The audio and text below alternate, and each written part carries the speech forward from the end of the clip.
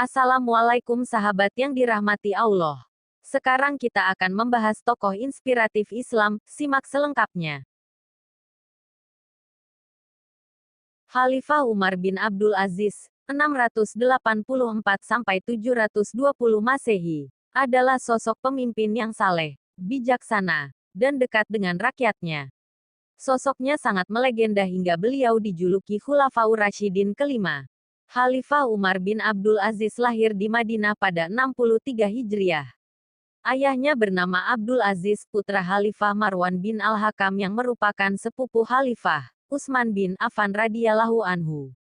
Ibunya adalah Laila, cucu Khalifah Umar bin Khattab radhiyallahu anhu. Di era kepemimpinan Umar bin Abdul Aziz, Khalifah dinasti Umayyah mengutus seorang petugas pengumpul zakat, Yahya bin Said untuk memungut zakat ke Afrika.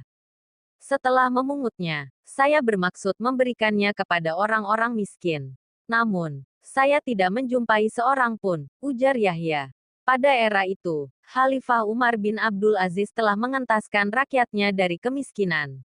Semua rakyatnya hidup berkecukupan. Akhirnya, saya memutuskan untuk membeli budak lalu memerdekakannya. Kisah Yahya bin Said. Kemakmuran umat ketika itu tidak hanya terjadi di Afrika, tetapi juga merata di seluruh penjuru wilayah kekuasaan Islam, seperti Irak dan Basrah. Abu Ubaid mengisahkan, Khalifah Umar bin Abdul Aziz berkirim surat kepada Hamid bin Abdurrahman, gubernur Irak, agar membayar semua gaji dan hak rutin di provinsi itu. Saya sudah membayarkan semua gaji dan hak mereka. Namun, di Baitul Mal masih terdapat banyak uang, tutur sang gubernur dalam surat balasannya.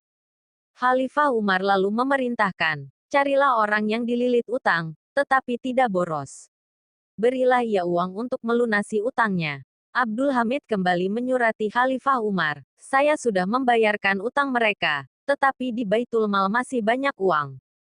Khalifah lalu memerintahkan lagi, kalau begitu bila ada seorang lajang yang tidak memiliki harta lalu ia ingin menikah, nikahkan ia dan bayarlah maharnya. Abdul Hamid kembali menyurati Khalifah, saya sudah menikahkan semua yang ingin nikah. Namun, di Baitul Mal ternyata dana yang tersimpan masih banyak. Khalifah Umar lalu memberi pengarahan, carilah orang yang biasa membayar jizyah dan haraj. Kalau ada yang kekurangan modal, berilah mereka pinjaman agar mampu mengolah tanahnya. Kita tidak menuntut pengembaliannya kecuali setelah 2 tahun atau lebih. Sejatinya, Baitul Mal secara resmi berdiri pada zaman kekuasaan Khalifah Umar bin Khattab. Namun, cikal bakalnya sudah mulai dikenal sejak zaman Rasulullah Shallallahu Alaihi Wasallam. Ketika Nabi Muhammad Shallallahu Alaihi Wasallam memimpin pemerintahan di Madinah, Baitul Mal belum terlembaga. Rasulullah Shallallahu Alaihi Wasallam secara adil mengalokasikan pemasukan yang diterima untuk pos-pos yang telah ditetapkan. Pelembagaan Baitul Mal juga masih belum ditetapkan pada masa kepemimpinan Abu Bakar as-Siddiq. Pengelolaan dana yang diterapkan Khalifah pertama masih mengikuti pola yang diterapkan Nabi Muhammad Shallallahu Alaihi Wasallam. Seiring bertambah luasnya wilayah kekuasaan Islam, pengelolaan keuangan pun bertambah kompleks.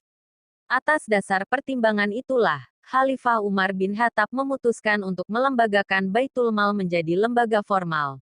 Terlebih, pada masa Umar, wilayah kekuasaan Islam sudah melampaui semenanjung Arab.